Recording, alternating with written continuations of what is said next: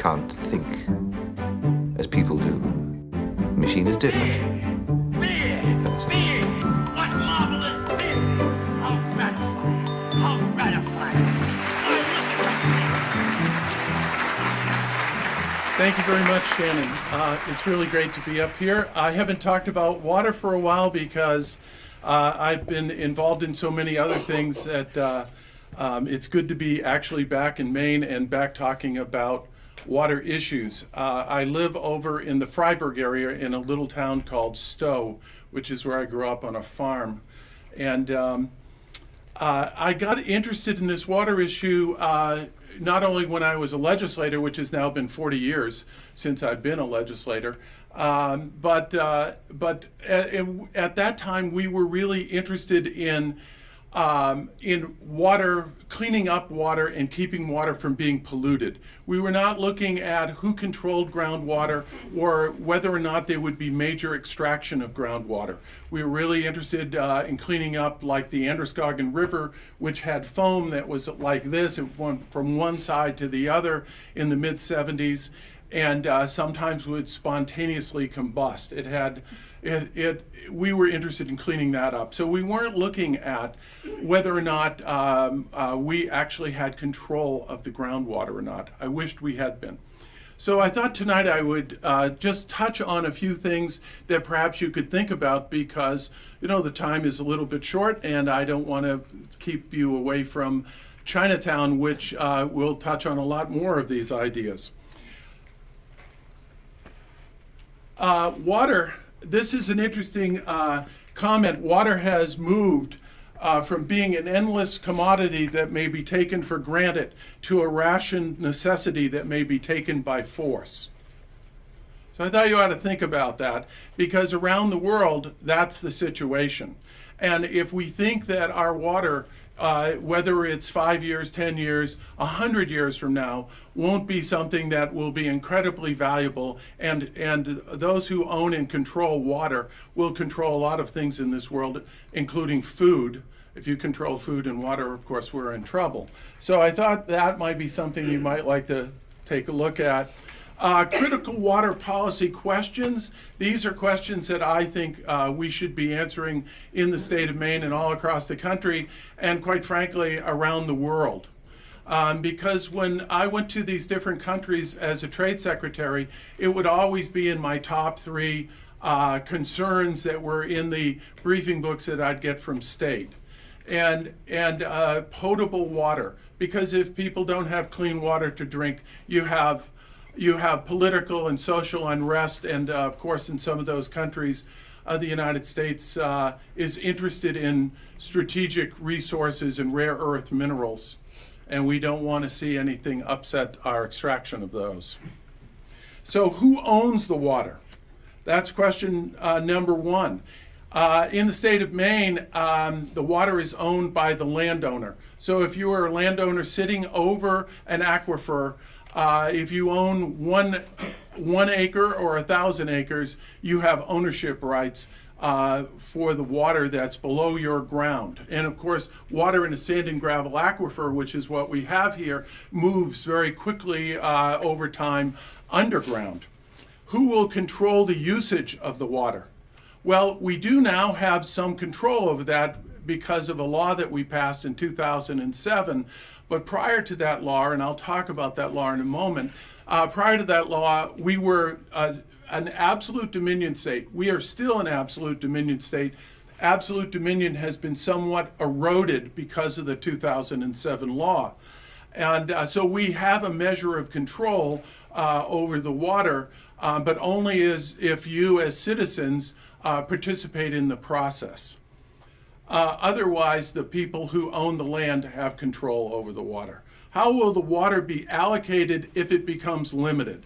That, it seems to me, is one of the biggest questions that we have to answer, not only in this state, but around the world and across the United States. Because who decides how that water is going to be allocated decides a lot of things. It decides the growth. If there is a large extractor in town, in an area, it will determine how fast an area may grow or may not grow in terms of its population or in terms of small and medium-sized business. Are our communities ready for this type of business? My own general feeling is the small Maine communities have not been ready.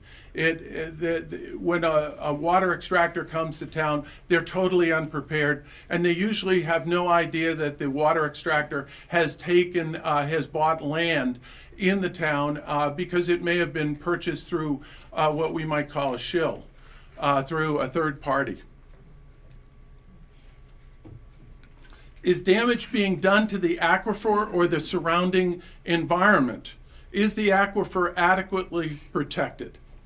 Well, the 2000 law brings a good measure of protection, because under the 2007 law, which we negotiated and got into place, we placed the large groundwater extraction under the Natural Resource Protection Act, which meant that for the first time, if you are putting in a large extraction well, you have to be permitted by DEP or by the Land Use Regulation Commission, and you have to you will be required to do a full public process, an open public process, where you have a environmental impact study, and then there will be continuous monitoring and data collection, and the extractor will have to pay the state to analyze and hire their experts to analyze the data.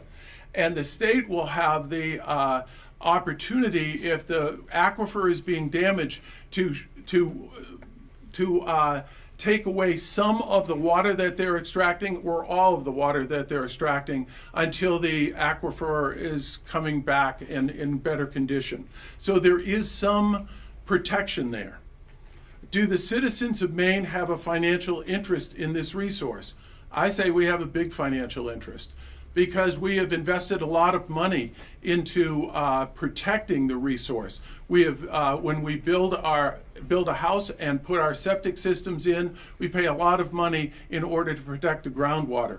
We've paid a lot of money in sewage treatment facilities all over the state, all over the country, and we protect it from being polluted by gasoline and other petroleum products, and the state and the federal government paid a lot of money to protect those, especially going back into the 1980s, when we had grants of money to take out the old tanks.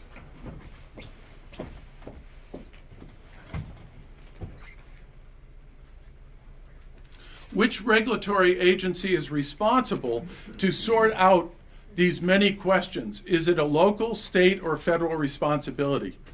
Well, for the most part, it is a state responsibility, although the feds have something to say about it. And they especially have something to say about it if Boston has a water issue, then we are part of the solution for Boston.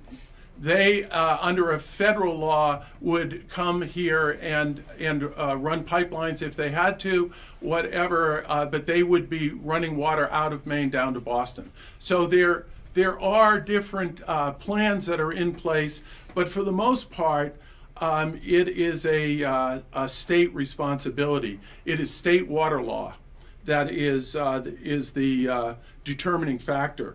Since water is considered a tradable good or a commodity under the General Agreement on Tariff and Trade or the General Agreement on Trade Services, is trade treaty law involved?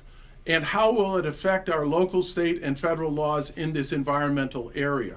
Well, once there has been cross-border trade of a tradable good, like water, and there has been cross-border trade, cross and international border trade, as not just state border, then it is technically comes under trade law.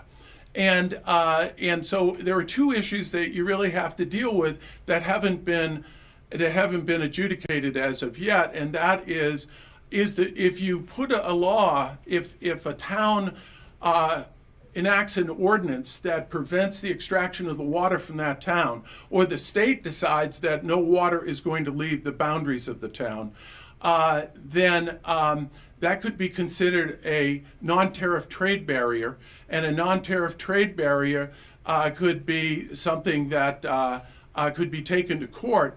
And since the General Agreement on Tariff and Trade, the GATT, and the GATS, the trade service part, have been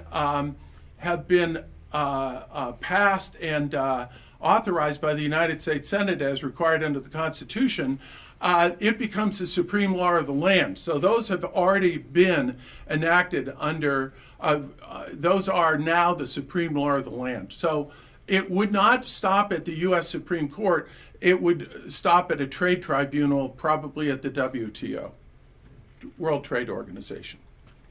And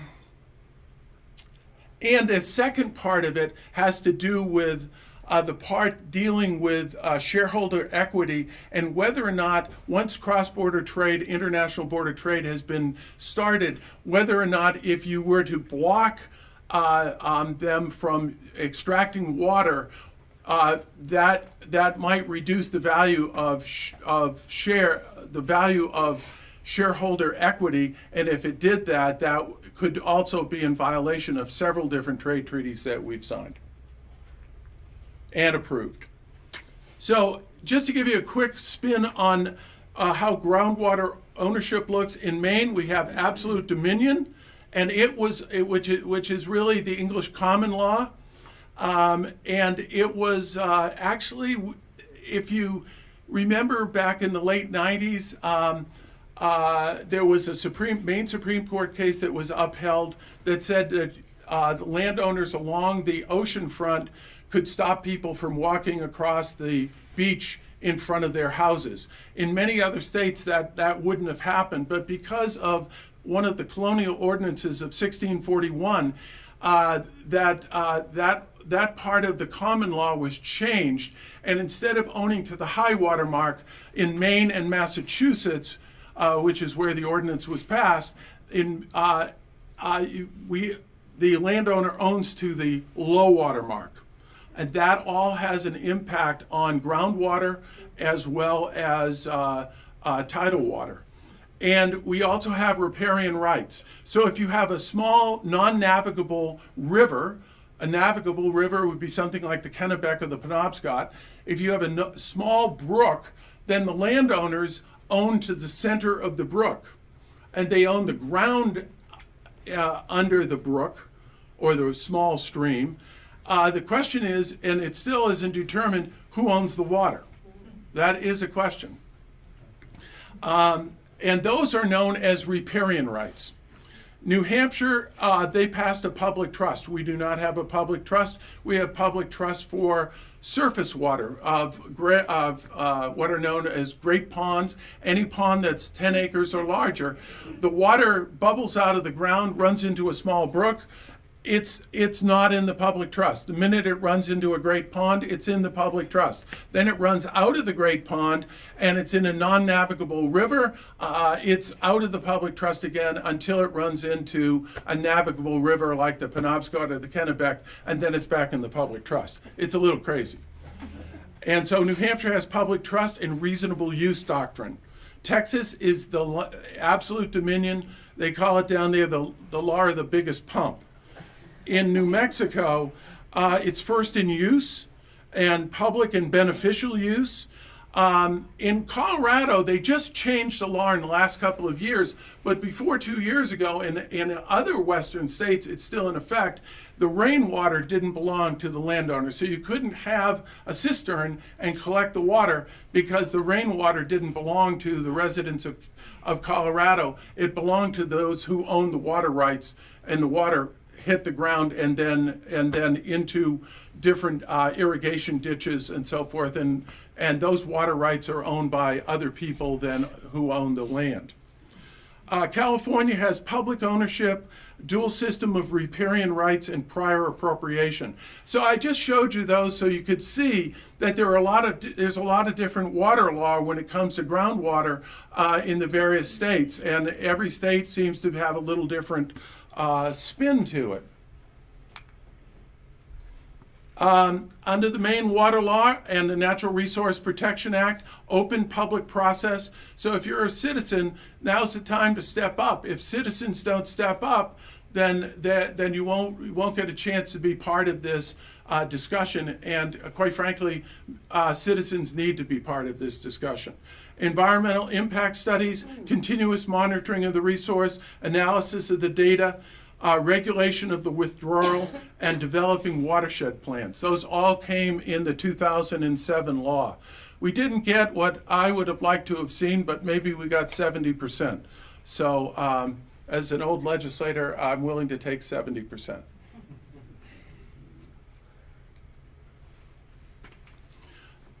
The thing that I think is most distressing for me is how it compromises Maine politics at all levels.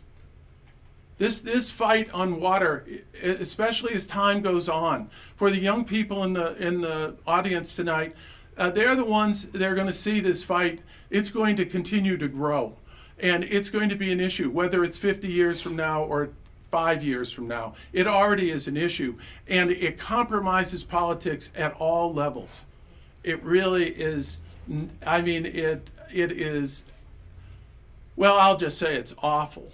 What I have witnessed and seen, whether it's at the local level, the state level, or the federal level. It's everything that you would hope it wouldn't be. And it creates an atmosphere of public distrust as a result of it.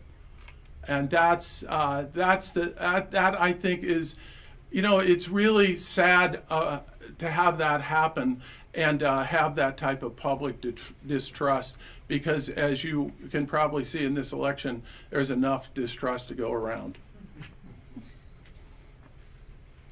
The economics of natural resources, it's protect the value of the natural resource and have control of the natural resource. So if you're a large extractor, you want to protect the natural resource and you want to have control of it.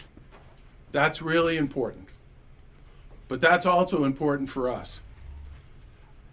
This is the NAFTA law, Chapter 11 case on water. This went to the Canadian Supreme Court, and this was a statement of a large American water extractor who said, because of NAFTA, we are now stakeholders in the national water policy in Canada. Well, that's the situation in the United States as well. Thoughts? 85% of people don't realize the value of water. We take it for granted. What kind of a place do we want our community in Maine to be? That's a big question for all of us. How do we see our community, and how do we see our state, and how do we want it to be for the future? Because as citizens, we should be involved in that discussion. And if you don't have water and control of the water, and you don't have a say about who owns and controls and allocates the water, you're not going to have a big say in this.